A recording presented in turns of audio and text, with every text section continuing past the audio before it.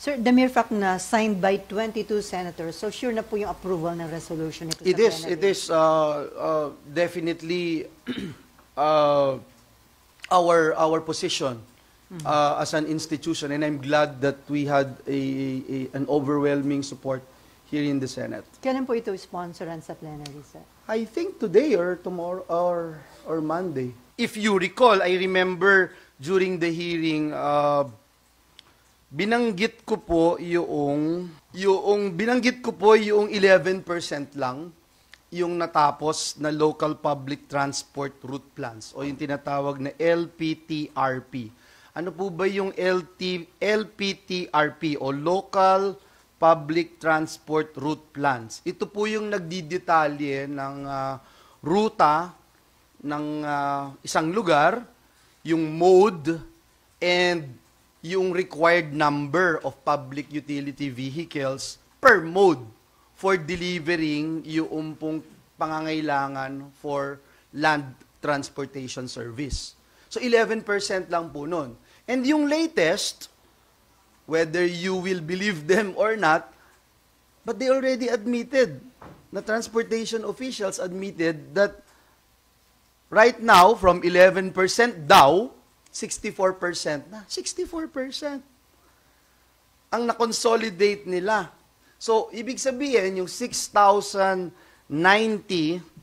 ang na-deliver nila out of 9,522 na dapat nilang ma-deliver, which means over 3,000 routes remain consolidated, still a significant number. Ang hirap naman po nito, di ba? Hindi ba dapat ito yung mauna? So that's very telling. That's number one. Number two, mismong land bank officials, mismong DBP officials, mismong sila nagsabi na yung amount na 2 million na cost na gusto sa modernization, napakataas. Mismo sila, land bank, malubog sa utang, syempre, mapipilitan po yung mga kababayan natin na huminto na lang sa biyahe. Klaro na hindi pinag-aralang mabuti ito Pagka sinabi mo, PUV modernization, ano ba yung goal natin talaga dito? Parang ang lumalabas pagkakakitaan po Para dun sa mga supply. Hindi ba na bibilin? Hindi pa handa yung LGU sa implementation.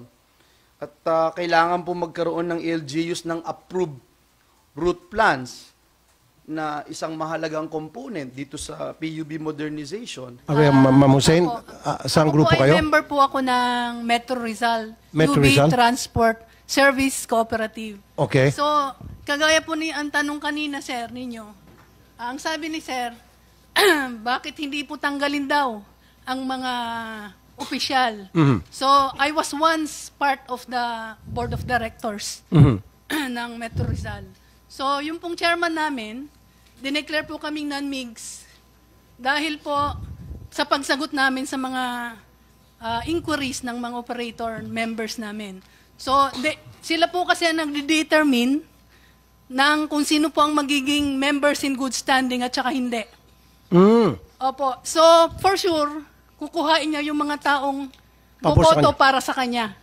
Kaya po kahit po meron ng nailabas noon sa Kongreso na 9.5 million na nawawala na hindi po ma-explain ng chairman at saka ng manager.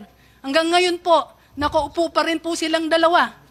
Yung pong verified complaint ay nakafile na sa CDA. Magwa 1 year na po sa August 21. Hanggang ngayon, wala pa po silang desisyon. At ang pinakamasakit, Mr. Chair, kami po ay mga operator na dating daily po ang aming kinikita. Ngayon po ay 4 months na po kaming walang nare-receive. Paano po ang maintenance? Paano po ang aming mga pamalengke, pambayad ng bills, pampa-enroll po ng aming mga anak? Hindi po kami tumutol sa modernization. Maganda po ang aming ruta. Kumikita po ang aming kooperatiba. Pero bakit po ganon? Dahil po hindi po honest ang mga nakaupo. Wala pong transparency po.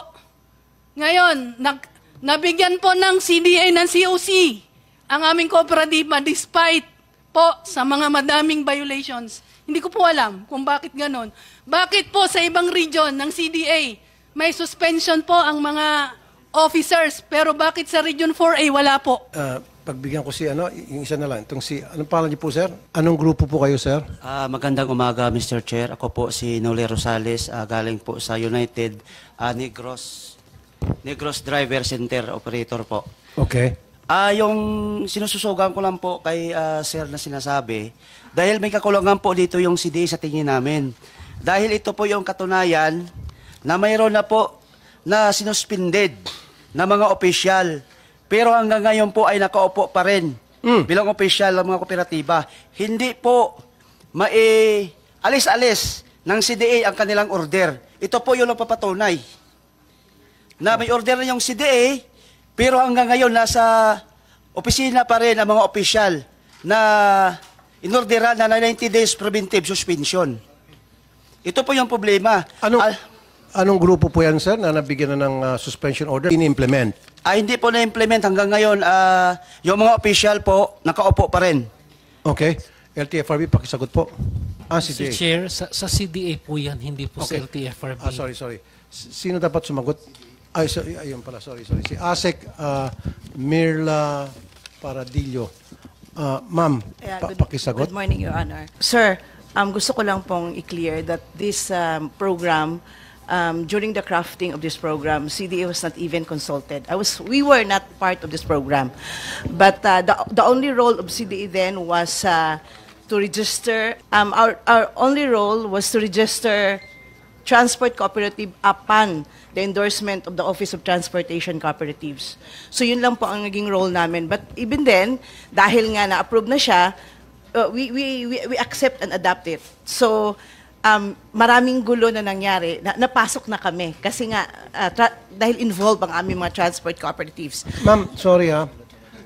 Hindi mo ata nasagot yung Yes tanong po. ko. Sasagutin ko po. Meron, pakidiretso na lang po, Yes ma'am. po. Bakit hindi pa rin ma-implement yung suspension order? May mga Hanggang ngayon nakaupo pa rin Yeah. yung mga suspendido na dapat. Yes po.